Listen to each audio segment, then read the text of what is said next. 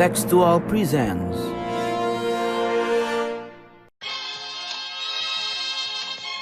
Слава нашим захисникам, слава нашим захисницям. Слава Україні! Mari kita bekerja sama untuk dunia. Recover together, recover stronger. I am a fighter and not a quitter. The world is waking up and change is coming, whether you like it or not. Selamat datang kembali di podcast Bebas Aktif episode 61. Mungkin suara yang terdengar ini agak berbeda karena yang hosting kali ini gue, Ikhlas, dan host utama kita, Raffi, sedang berhalangan untuk episode kali ini. Jadi gue yang akan menggantikan. Dan khusus untuk episode kali ini juga kita akan bahas soal Nigeria. Dan oleh karena itu gue akan shift dikit nih ke bahasa Inggris karena kita akan ada tamu spesial. So, apart from me being here, there are also three other persons here. Of course, Mas Sofwan, Farhan or Majid. Yeah. And we have a special guest from Nigeria, but he's currently in the same city as Majid. Let's welcome Jerome. Hi, everyone. Thank you very much for having me here. Okay. It's a great pleasure for us. Thank you for, it's great honor for us. Thank you for coming. It's always nice to have a perspective from the respective people from the countries that we often podcast about, because most of the time we just talk about the Indonesian perspective, but now we can more explore about the actual perspective of the people there. So I will give a brief background. As we all know, an election just happened in last February. To be exact, it is the 25th. An election that is widely considered disruptive and unprecedented in Nigerian politics because it has three main candidates, which is Bola Tinubu from APC, Atiku Abubakar from PDP, and Peter Obi, the newcomer. And it has been a fairly swift result that has came out from the Election Commission. And I find this unique, actually, that Bola Tinubu has won the tight race with just a plurality of the vote. And there are also a lot of protests from the oppositions, actually all opposition that try to boycott and try to turn over the election because they don't see the election as valid. But however, I think it has been progressed. The Bola Tinubu has been confirmed as the winner of the election, but it is still a very consequential election for Nigeria and for the region as well. So, firstly, I would like to ask Jerome, how is your general take from this election? Yeah, once again, thank you very much for having me here. My general take is that the election, like many observers have said, because there was the European Union, as well as some representatives from the United States, even though they were very diplomatic in their response and their review of the situation, they did say that there were some irregularities, and the electoral body should try to look at that. And if opposition parties seek legal means, they should be supported, and they should basically seek legal redress in the whole situation, because they did agree that there were issues. From a personal point of view, looking inward outside of Nigeria, I've been out of Nigeria for about 2 years now, and looking at, of course, I do not know what is happening in terms of like the day-to-day things, but I follow the news very much, and my observation is that the election was very fraudulent, and the election did not represent the will of the people, in my view. And I've been following the election, and I've been following what has happened before the election, and I've also been following what is happening post-election.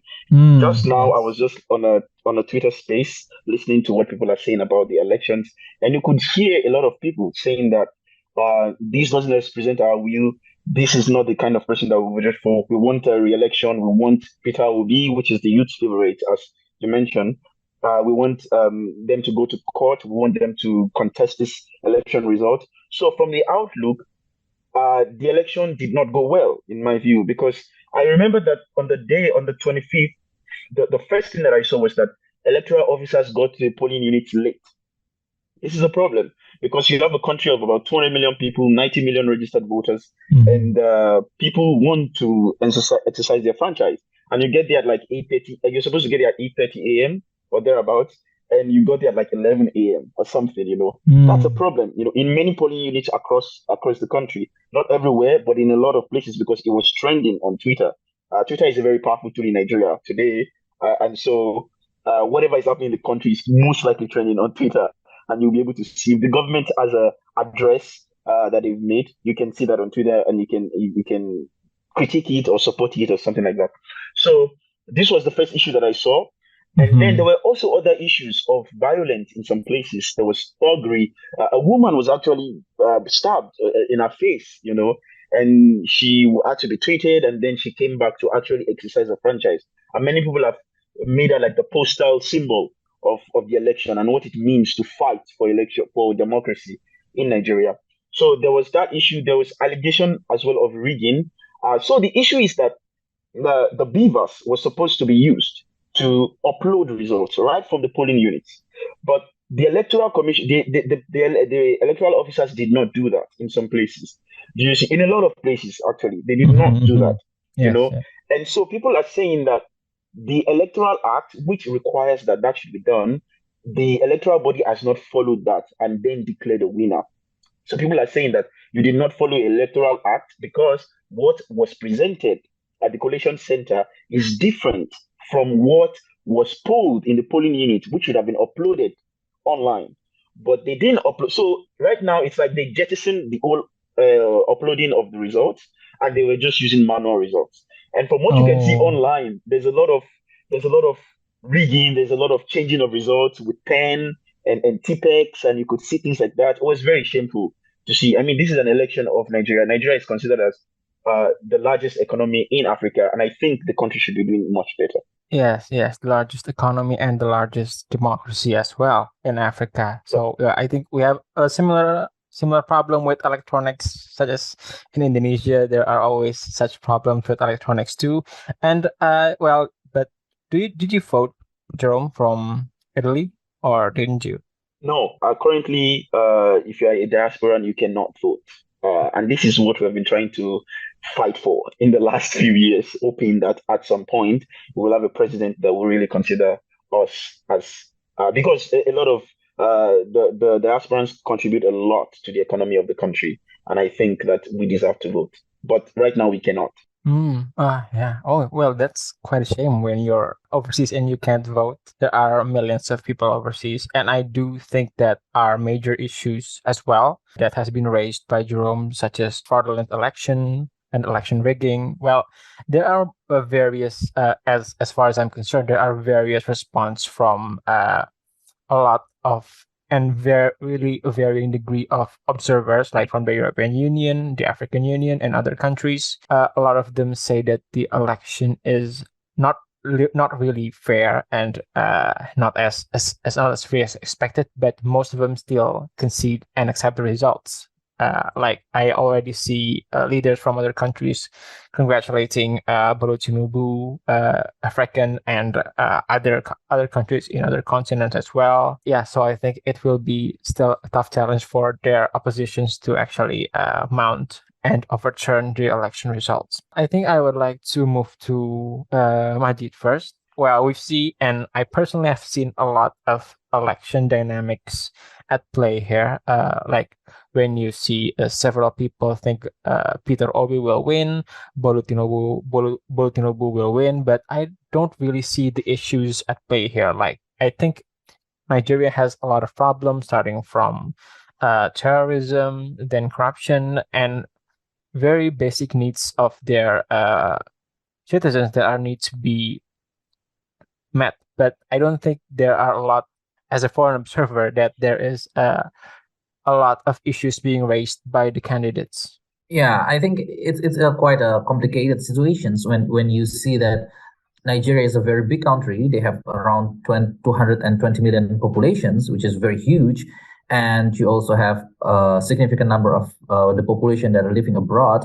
And you have the populations that have no or little access to the election place, to voting place, as Jerome already mentioned before, it's very complicated situations. And at the same time, you saw that the current government uh, show little competence on running the election, which is make it very controversial at the very first place, because how can we accept this kind of election if the legitimacy is not there? So that's the big question of legitimacy, when you see that not so many people going to the votes and don't give their voice. Therefore, how come the government doesn't have like the majority of the people vote for them? Therefore, as we can see, it sparks a lot of protest from all over the country. Okay. And so I think Jerome would be more relevant in answering this. How do you see the issues at play by the candidates? Like, what candidates advocating for prioritizing certain issues? The political space of Nigeria is a very different one compared to, say, countries like America. In America, there's this idea of a Republican, Democrat, and you go with the ideals that represent your own way of life or what you want. In Nigeria, it's about some of the things that you've mentioned. People want to be able to survive. People want to be able to live. People want to have education, have roads, hospitals, things like this. These are the things that people want. Stop terrorism in the northeastern part of the country, and boost security architecture. These are the things that people want. So it's not so, and I think that's part of a demerit, I'd say, of the politics of Nigeria, and maybe by extension of Africa as well, because you can't come with an idea to say, oh, this is our idea. You have to be able to tell people this is what you can provide for the people. This is what you're going to want to do for the people in terms of living amenities and social welfare services.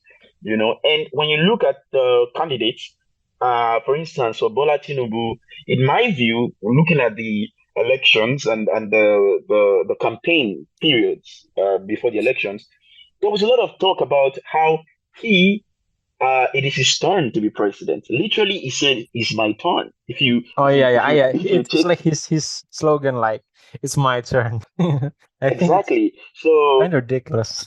Yeah, it's extreme. You're telling me, of course, it is extremely ridiculous, because there's this sense that he's a political godfather and he has been putting many people into political positions. He really sponsored the current president of the country, which we think he's been abysmal with his achievements. He sponsored him. He has put many people into political positions, and for some reason, it feels like it is his turn to be the president of Nigeria. And in the midst of all this, he's not really addressing concrete issues of the people. Every time he goes on his campaign trail, he's always lambasting Peter Obi, lambasting other political parties, instead of actually focusing on the things that he's going to provide for the people. Of course, every candidate has a manifesto. They have manifestos that they draw up and they say, oh, we're going to do this, and we're going to do that.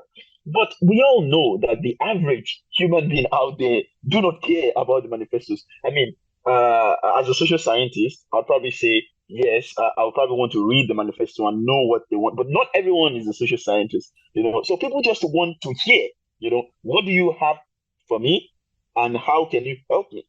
That's all. And this man, in my view, has not been able to do that. If you contrast that to Peter Obi is talking about the salient issues that is affecting Nigeria, especially in terms of corruption and excesses. There's a lot of excess in Nigeria's political governance structure. There's a lot of excess. There's a lot of people spend too much money for projects that can cost way less, and there's evidence that shows this. And this is what Peter Obi is campaigning on, saying that he's going to come and reduce that. He says he's going to put sanity in the governance architecture of Nigeria, which I think is very important. And every time, Peter Obi is known to be someone that talks about numbers a lot. So he's always talking about Nigeria has the largest number of out-of-school children in the world. That's very true. There's a lot of insecurity issues. There is so many issues, and he's always talking about these issues and how you solve them. For instance, he says, for you to solve insecurity issues, you need to be able to empower people to have jobs. Because if you don't have job, that is when you can be radicalized into joining terrorist groups to be raining terror on people. But when you have a job, when you have a good income, or you are going to school, you are busy, you're doing something with your life, then that will not be the case. And so, which I think is a very logical view in terms of solving security for the long term.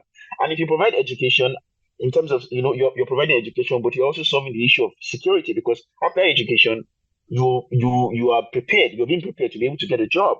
And so you not be it will be less, it will not be very possible for you to be radicalized into joining some of these terrorist groups. So these are the things that he's campaigning on. The other third candidate, which is the main opposition, because we are not talking about this candidate, his name is Atiku Abubakar of the PDP, and he's just, I think he just wants to be a president. This is like the sixth time contesting for the presidency, and people are just saying he just wants to fulfill a long-term ambition and dream of being a president.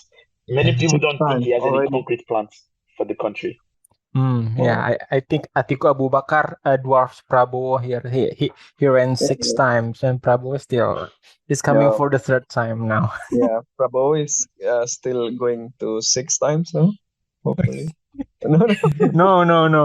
We need new faces. Okay. How about Masofan? How do you see this election say about Nigerian democracy? I think it is a very fraudulent, and there are a lot of issues involved, but it is an election nonetheless. It's interesting because, as Jerome has mentioned, we can watch the dynamics of election through Twitter. I mean, in Nigerian Twitter first is quite as, or maybe even more dynamic than the Indonesian Twitter first, in which the supporters of different political parties, political groups are arguing on Twitter. And one interesting thing that I see currently is that, yes, it seems that the general overview is that there is a concern on the result of the election. There are concern in the issue of transparency and how the INEC has failed in its operation. But what I'm wondering, Jerome, is what's next? What is going to happen after this? I saw a meme here in Twitter that says that if you are if you disagree with the result of the election, go to the court, go to the judge. And the meme say, meanwhile, the judge, it's somebody which is given a lot of money or something like that, the picture. So it shows that it seems that many people don't believe in the election, but also then there is a difficulty in, contesting the result of the election. So what are the mechanisms available for the people to contest the result of this election? So, but before I answer the question, I'm just going to say the thing that you said about how the people are reacting to the election. I'll just give you an example. Just go to Rishi Sunak's Twitter, the Prime Minister of the UK. Just look at in his recent tweet, I think about yesterday or 2 days ago, he was congratulating the president-elect in Nigeria. And just go under that tweet and see Nigerians and see what they're saying there. And then that's where you'll be able to see that a lot of people do not agree with the elections that were held. A lot of Nigerians are saying that if the elections had been credible and Peter Obi had lost, especially a lot of Nigerian youth, because they are strongly behind Peter Obi, because he seems like a candidate that represents hope and a candidate that speaks to the needs of the Nigerian people, and not just saying that it is his turn, And so if that election had been conducted in a free and fair way, and if they had lost, I think they would just count their losses and see how to go again in 2027, which will be the next election period.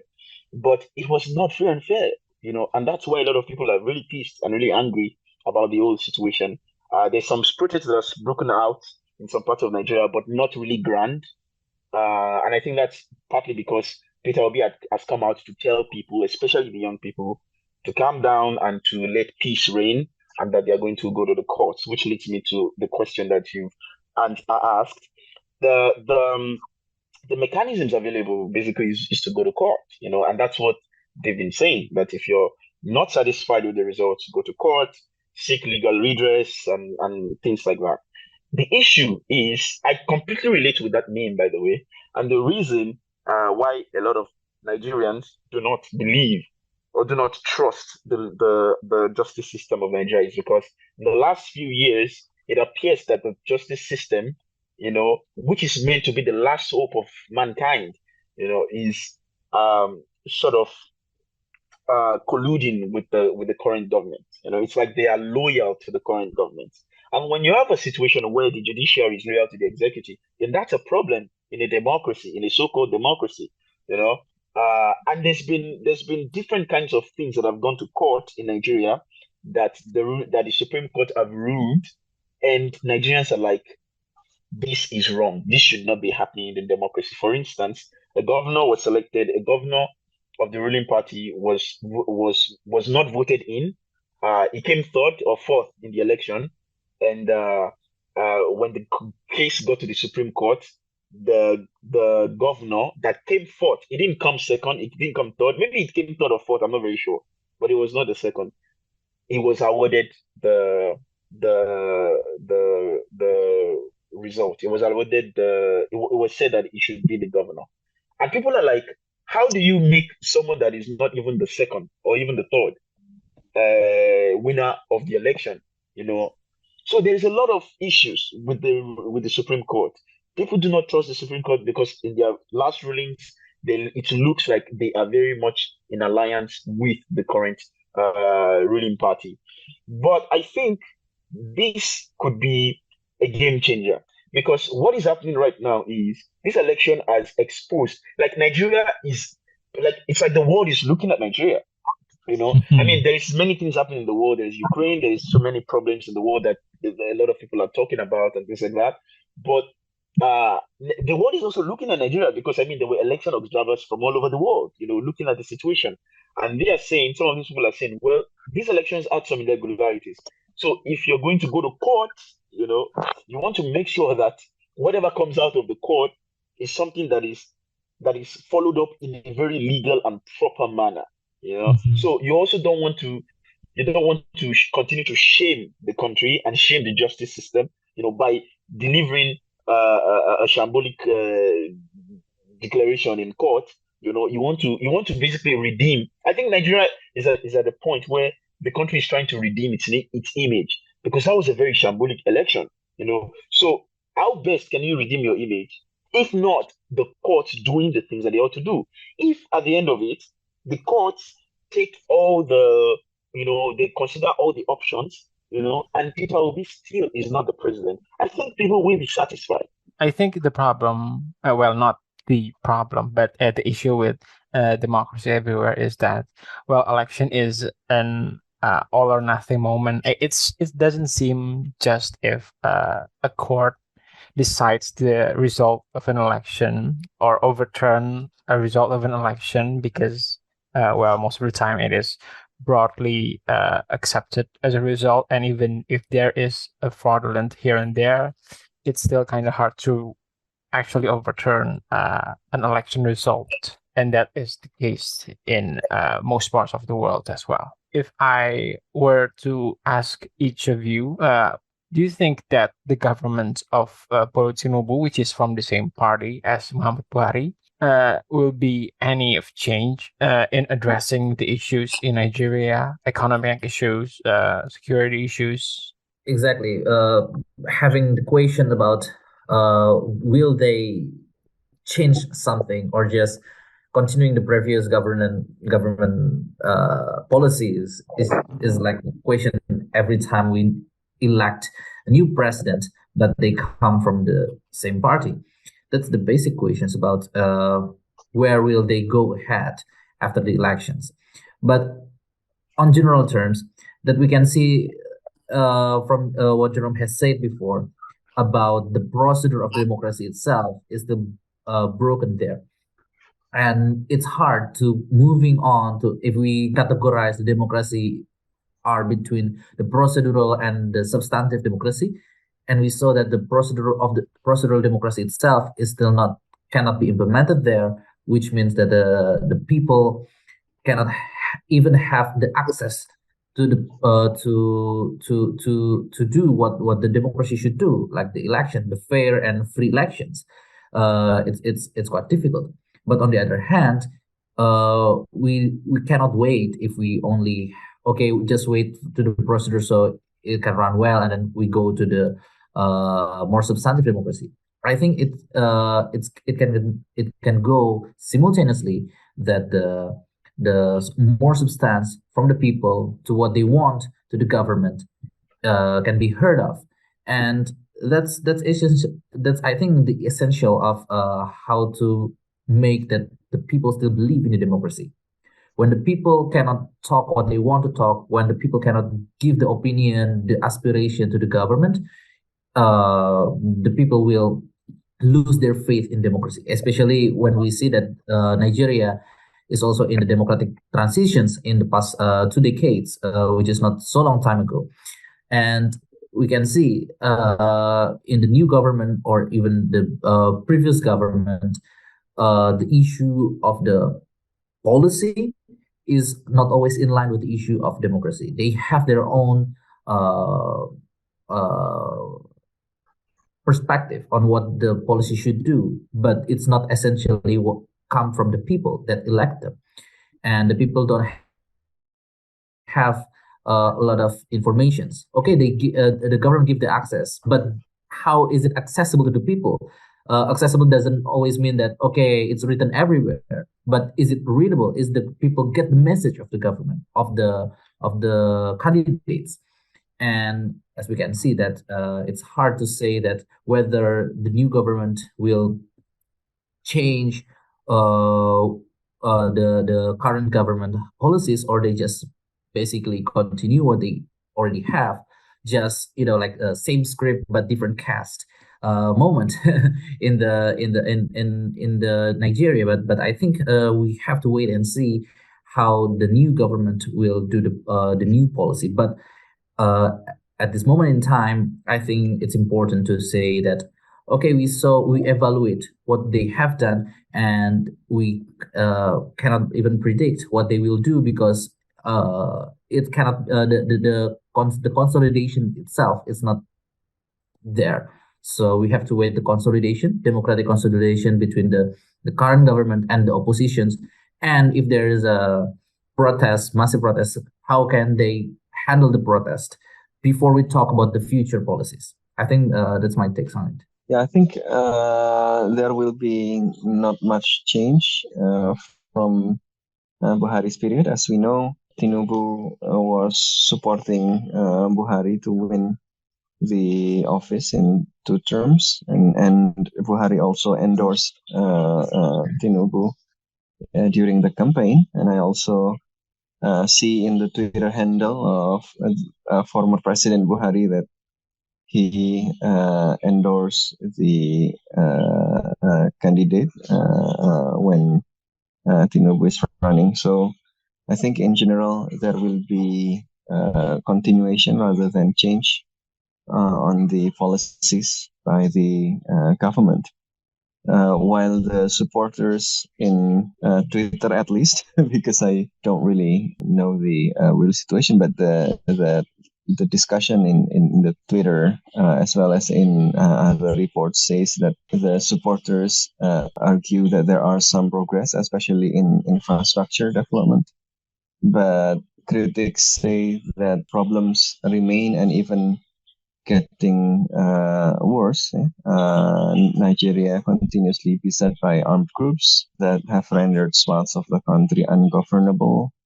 Its economy is trying hard to keep up with the population growth amidst surging inflation and crippling cash shortages after the introduction of new banknotes. So a lot of problems actually happening, and of course the pandemic, also the impact of the global economic situation will also be continuously be a great challenge for whoever run Nigeria after this election. So in a way, I mean, continuity will be the theme, I think, especially because the president-elect is pretty much on the same side of the former president. But I think the situation will be more challenging, not only because of the continuing challenge because of the not so excellent performance on the previous policies, but also because of the global political and economic situation, which will put more pressure on Nigeria as well as other countries in Africa and elsewhere. Another challenge is, I think, how the new president can run effectively if his legitimacy is also contested with relatively low turnout, and even in that low turnout, only 36%, right? No, it's around 36% is the winning percentage of Bola Tinubu, but the actual participation is around. Yeah. I mean, even 20-something. in the actual, I mean, even in the low turnout, he only got the 36% Yeah. for the winning votes, right? It's relatively very small, right? Mhm. So it's going to be more challenging compared to the previous president, especially because Nigeria, I think, is also. I need to confirm it to Jerome. I mean, the fragmentation is also quite visible if we look in Twitter, right? I mean, the polarization and the fractionalization of politics is quite strong. So yeah, it will be a challenging situation for the president elect if he can continue to be the president. And depends on what happens next. Among the challenges, the fragmentation of the politics in Nigeria, which also I think pretty much overlapping with different issues like ethnicities, religion, and other aspects as well.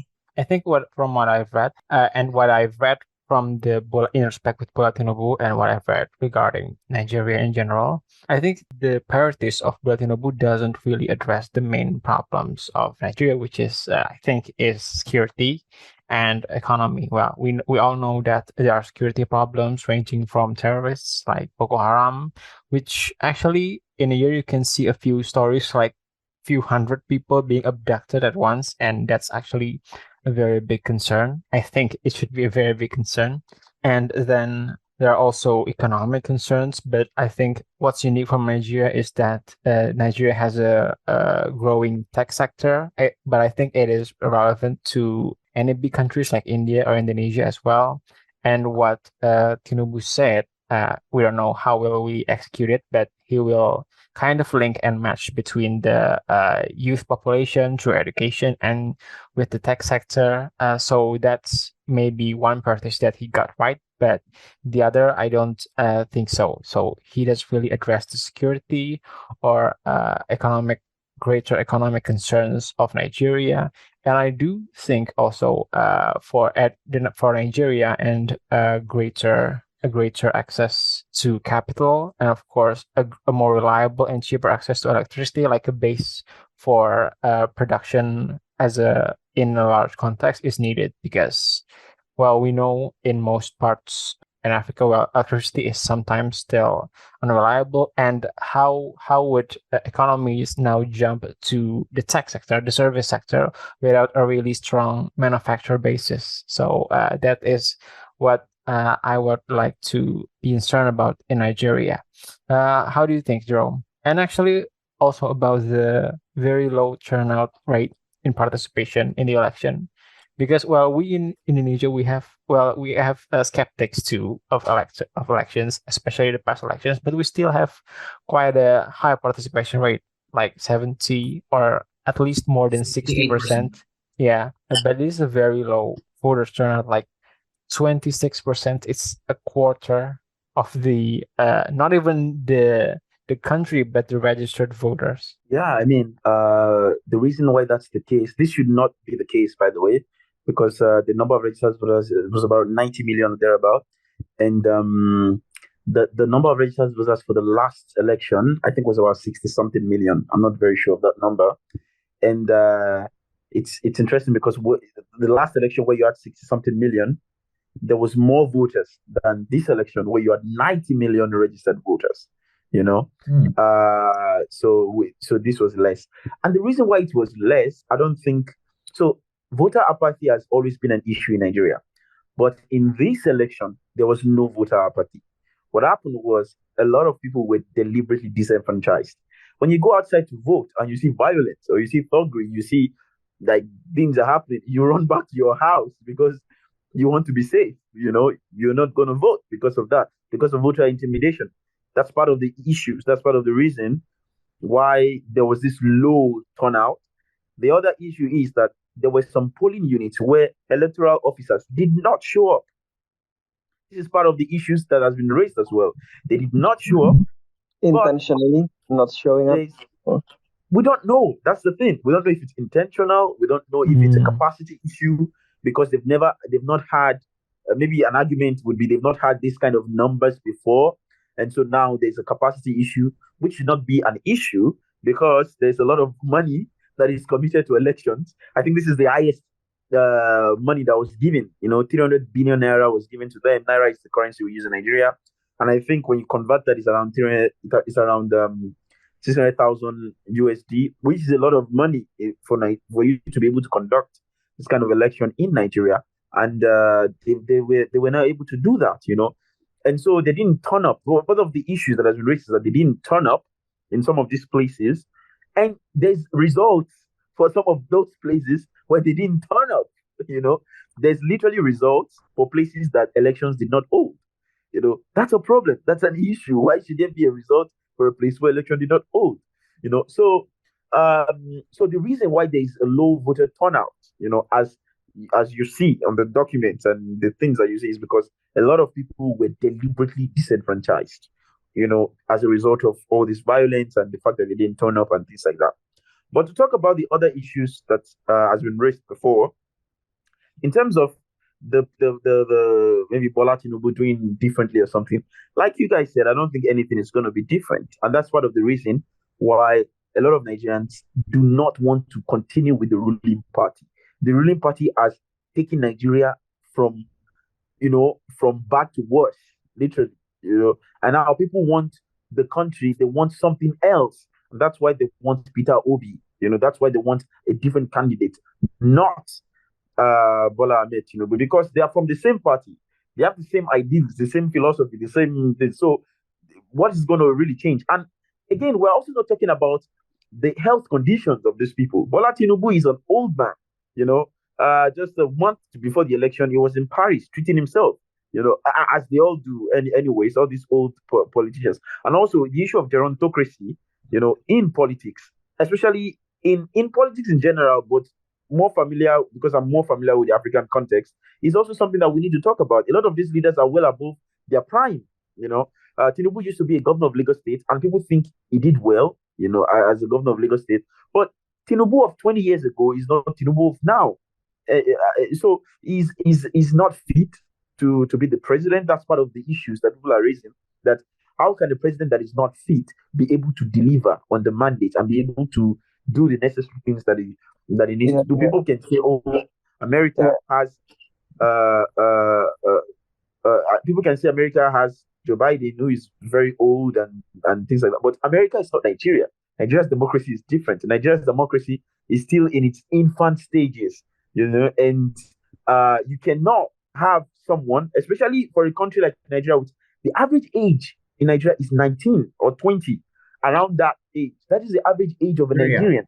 Then you have someone, and then you have someone that is a septuagenarian, 70, 80-year-old, being a president of that young country. I do not think it's ideal. And I think that's part of the reasons why a lot of young people are coming out to vote differently, to say no to the old political godfathers and old political lords that have, with the lack of a better word, that has oppressed Nigerians since independence, And I think this is a narrative that is starting to spread across the continent. You were saying something about authoritarianism and things like that. And I was saying something very, very, very recently, that if that whenever people talk about coups in Mali, in Burkina Faso, and some of these countries, the first question I ask myself is, why is there a coup in the first place? No one wants a coup. No one wants a situation where the military will be in charge of the situation of the country. But you have to ask yourself why this is the case. Because the reason why a lot of these coups happen is because they feel like the government is not doing what the people want. The government is not adhering to the people's needs. The government is using the money for themselves and their friends and their families. And so the military guys come in one day and they just take over government.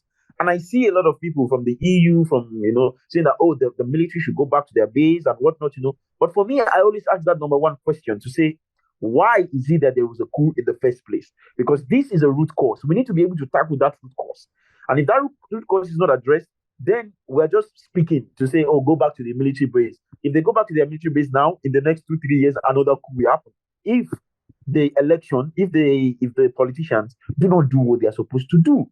Do you see? And so, for me, I think when it comes to democracy, especially in Africa, now looking outward from Nigeria and looking at the continent of Africa, I'd say that we're looking forward to a future where there will be younger people in governance. This is what I want, in a situation where there will be younger people in these positions, because some of the ideas that these people, you were talking about Naira redesign policy. Buhari used to be a former head of state of Nigeria in 1983. He did the same policies that he did then. That is what he's doing now, without considering, the situation, the context, the differences. Many people are saying that this man is using his 1983 brain to try to rule Nigeria in 2023, and that's the issue. Many of these people do not have ideas. They have ideas from back then. They do not know what it means to drive a country in this period, to lead a country in this day and age of technology, of this. You have governments that is banning technology, that is banning internet. In Cameroon the other day, Tanzania had election, they banned the internet.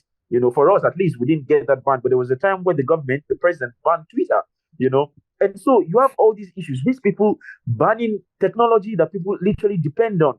When you have a young person in power, when I say young person, I'm not saying someone like 18 years old or something that is not really experienced, like a young person, like a 40-year-old or something like that is in power.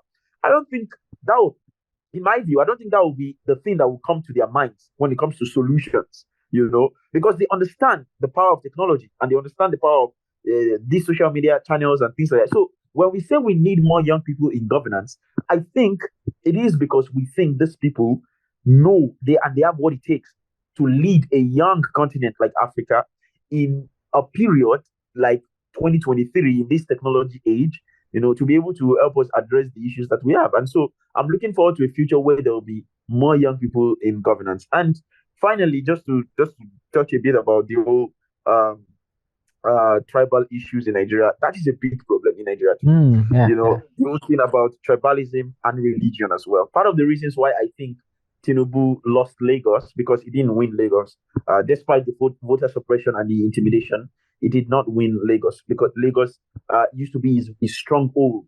And part of the reason people think he went to the north and not normally in Nigeria, if you have a southern Christian president, you have a northern Muslim vice president. Yeah. If you have a northern Muslim president, you have a southern Christian vice president. That is how it has always been. But Tinubu went ahead and selected. Tinubu is Muslim from the south.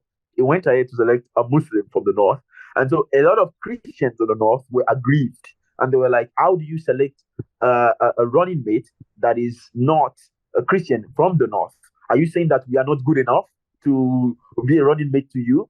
And as a result of that, I think that's part of the reason why he lost Lagos, because Lagos is a southern Christian state. I mean, Lagos is a southern state, but there's a lot of Christians and Muslims. But I would say there's more churches, for instance, in Lagos than, say, a northern state, And I think that's part of the reason why he lost, because a lot of people are saying you cannot have a Muslim ticket, If it was a Christian ticket too, a lot of Democrats and people that actually believe in Nigeria would say, no, you cannot have that. Okay. And I think that's part of the reason that he lost in Lagos. And so when you look at the whole thing about ethnicity as well, there's Yoruba, there's Igbo, there's Hausa.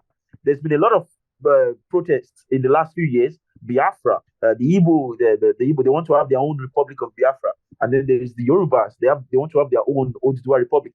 Part of the issues this fragmentation, and the reason why people want to leave and secede from the country is because the democratic ideal has not been upheld by these people. And I think if we're able to have a stronger democracy, whatever that means, I don't know how it's going to be. For Western countries, for a lot of Western countries, they've been able to define what that means for them. For Nigeria, is a long battle because there's a tribal issue, as an identity, and now there's a national issue as a Nigerian.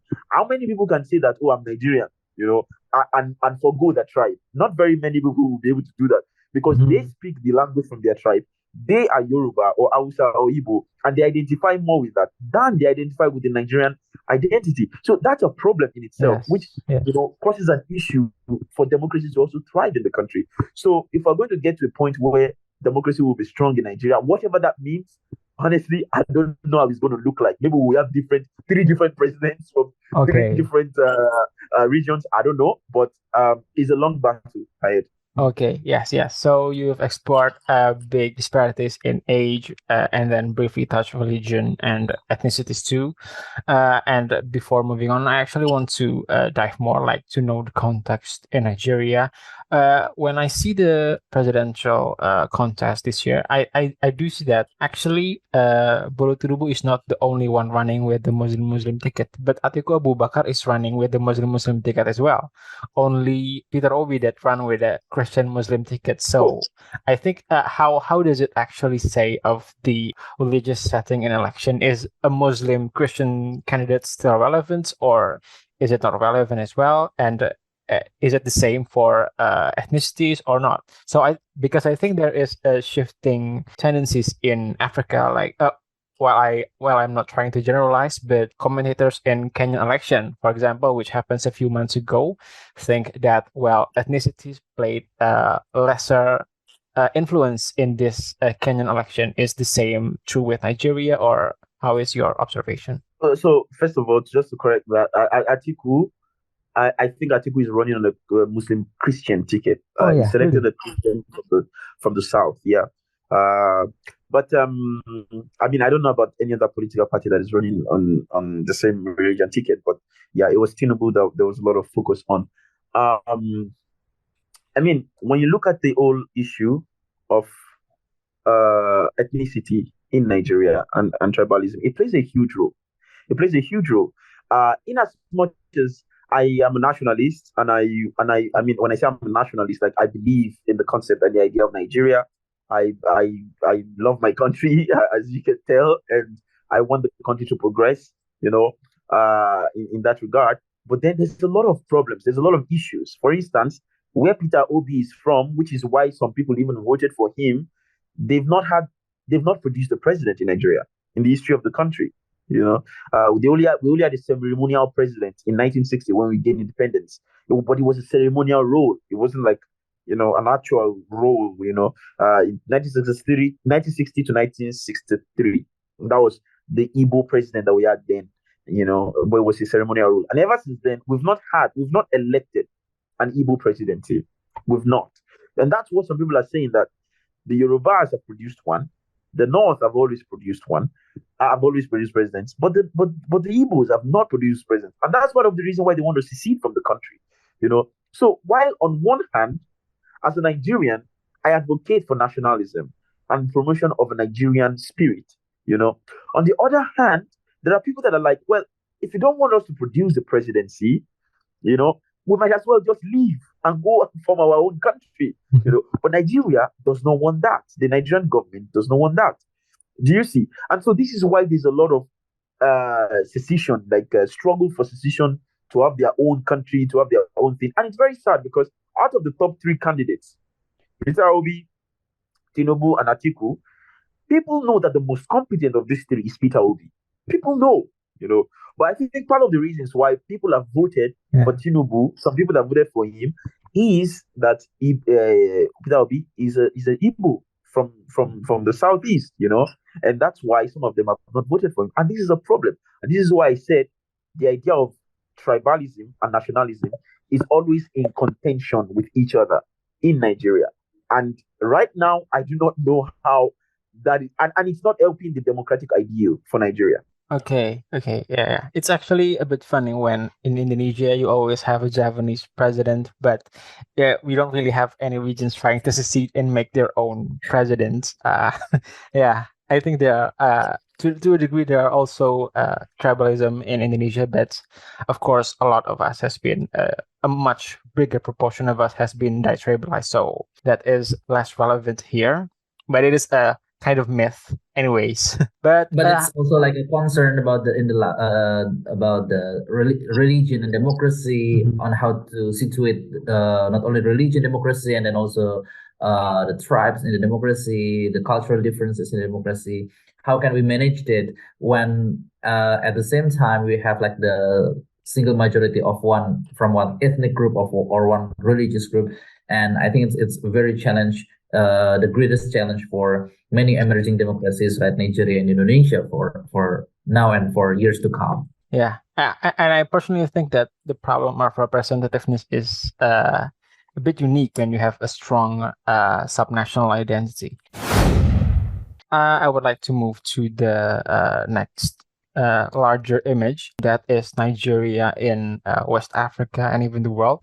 As you've mentioned earlier, there are coups in Mali and Burkina Faso, and there are increasing tendencies of authoritarianism as well in neighboring countries such as Ghana and other West African countries as well.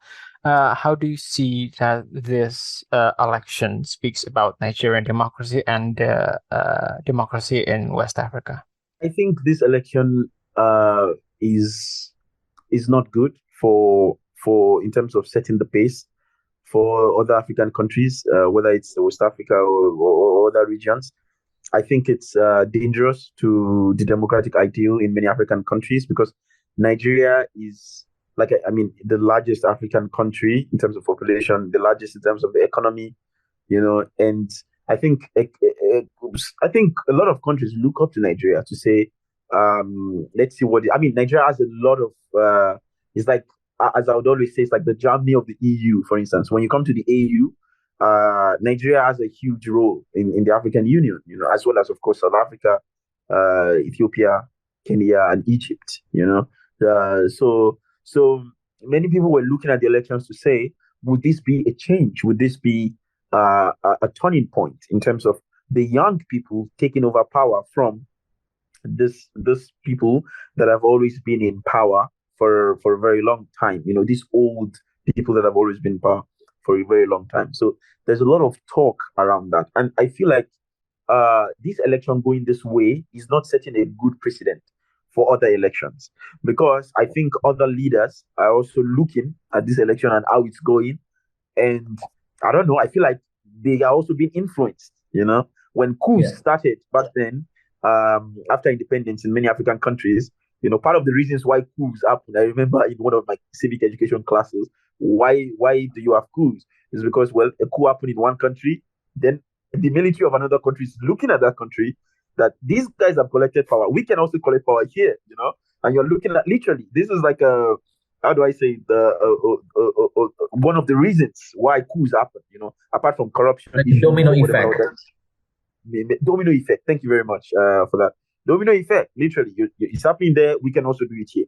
And so I feel like this could also be something similar, like a domino effect for other African countries. There are other African countries that have elections later this year, and I think Ghana has their elections next year.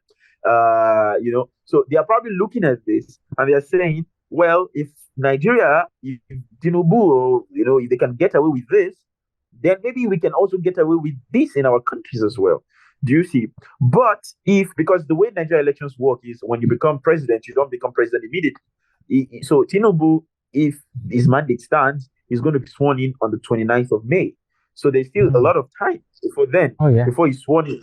So, so if the law has its course and changes the whole narrative and say maybe there should be fresh elections or something like that, and the law is being very, very transparent about the whole procedure, which maybe eventually it doesn't emerge as the winner anymore, and things like that, I think other leaders will also look and say, well, they had elections, it was flawed, but the courts came in, and now the mandate of the people has been restored.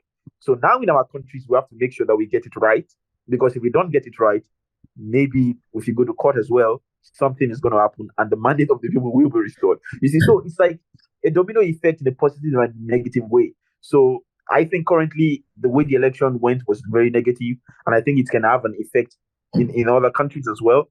But then if it's positive in terms of the court proceedings, if they do things transparently, even if Peter Obi loses, as long as it's done transparently and people can see that the number of votes, is the same, the number of votes in every polling unit is being counted and everything, then people will feel like, yes, the process was good. So I think this is going to serve as a pace setter, I think, for many for some African countries, especially in West Africa, to be able to look at their own elections to say, we can do something similar. But right now, it's a negative precedent that's setting. And I think one of the most important things that this Nigeria is the capital of ECOWAS, which is a very influential, one of the most influential regional organization in Africa, consists of many West African states, and they have tendency to promote democratization and everything. But now it's very challenging to have the democratic regression in Nigeria, which is the headquarter of the ECOWAS is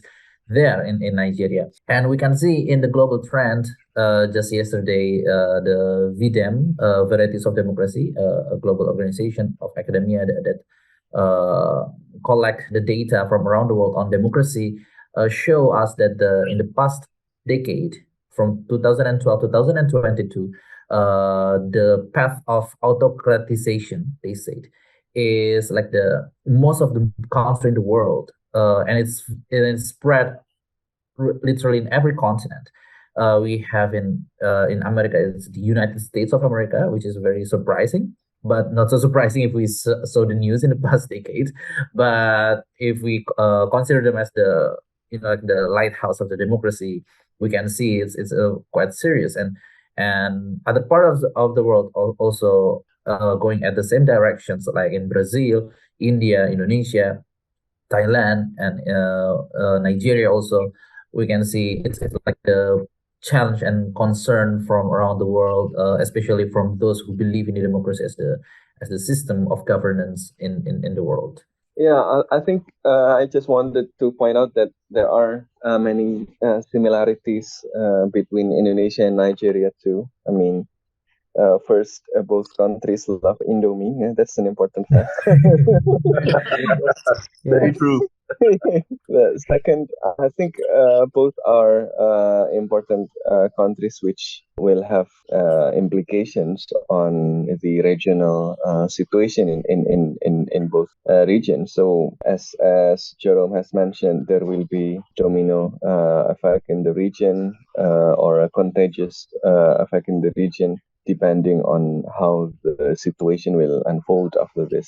I think another thing that we need to think about is also about how the current global situation actually needs stronger South-South solidarity between southern countries, including African and Asian countries, and Nigeria and Indonesia are both important actors in that aspect.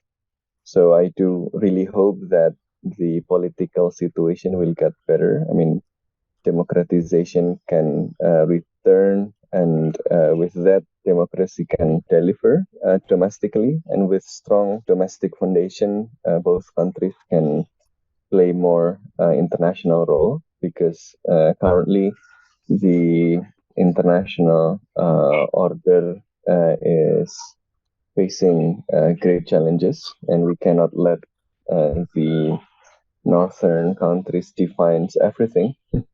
So southern countries must play more active role. Nigeria and Indonesia are important in that aspect. Unfortunately, as we discussed today, a lot of challenges in Nigeria as well as in Indonesia. So I'm hoping that we can overcome these challenges, not only for Nigerians, not only for Indonesians, but I think it is important for all people in the world. Okay. Okay. So Maybe as a last closing statement, I think I would like to ask Jerome, how would you like to see Nigerian democracy, Nigerian government, and Nigeria as a nation go forward after this election? Yeah, I mean, I would want a situation where, first of all, I think we've dealt with the issue of voter apathy, which I think it's very good. We don't have this number of people registering to vote before. The issue of low voter turnout, like I said, is as a result of the irregularities of the election. But I think the young people are really coming up to say our voice, like that quote that says the voice of the people is the voice of God, or something like that. So it's like our voice really matters in this electoral process, and we have to be involved in it. And I think that voter apathy has been broken, which I'm really happy to see. And the other thing is that I hope that um, in the future, Nigeria's democracy can be strengthened in such a way that the ruling party does not play a huge role in deciding things. Because right now, the current INEC chairman, this is the electoral body, was appointed by the current administration. So it's the administration that appoints. They are the ones that decide who is in this place. They appoint the chief justice of the federation, and I think this is also very similar in America as well, and some of these other countries that have spread. It's quite similar to Indonesia too. to other places, exactly. But I think that you see, I think democracy in states that are young, when it comes to in terms of getting independence and things like this, I think I don't think I think I don't think it can completely mirror what is happening in the UK, in America, and whatnot. Which I think is what we try to do a lot of times. For instance, what I just said, the appointment of the chairman, of the chief justice, of whatever, is done by the president of the country. I don't think this should be the case. If it's done in America, in other places, well, that is America. They have, I think they have strong systems in America than Nigeria, of course, clearly, because if based on what you can see and how the rule of law is, in Nigeria versus America, you can see that they have stronger institutions. But for a country that is still struggling, like my country, in terms of building these strong institutions, you cannot leave the appointment of an electoral body to just one man sitting there that is partisan. Appointment of a chief justice of the federation. This is the last hope of man, literally. It is the judiciary. Everybody's supposed to be under the law. How sure are you that the person that you've appointed is not under you? Even though you, as the appointee, are supposed to be under them because they will be the chief justice of the federation, how sure are we that they are not even under you as well because you are the president? Do you see? So I think the future of democracy in Nigeria has to be clearly defined for the Nigerian people. What does democracy look like for us? I think that's a question that we need to ask ourselves.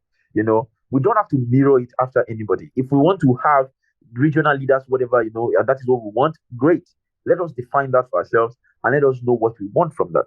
We don't have to copy and paste everything, from this is happening in America, this is happening here, so we'll get that. That has not worked for a lot of countries. That has not worked for Nigeria, clearly, because from this election, you can see there's a lot of tension everywhere, So we need to be able to define what we want. I hope Nigeria is able to define what it wants for itself when it comes to democracy and not necessarily copy and paste what is happening in other parts of the world, And another thing that I wanted to say is I hope the rule of law is also something that is put at the top, and not just sidelined and be like, yeah, it's part of it. It's something that is up there such that everybody understands the quote that says everyone is below the law. No one is above the law, So whether you're the president or whether you're the senator or anybody, you are below the law and you will go through the process and you're not different, from everybody. So yeah, this is what I hope democracy will look like for Nigeria in the coming years. One final reflections. It's like a satire from one of Indonesian writers, Buya Hamka, a long time ago. He used a satire to criticize the government that democracy demokrasi bisa berubah menjadi dia mau kursi. Democracy can change from democracy to he wants the chair, the positions, the power. And I think we should be aware of that in our democracy now. Okay, yeah. I hope if all Nigerian youths have a perspective like Jerome and Farhan, then the future of Nigerian is already defined. It's not a matter of if, but it's just a matter of when.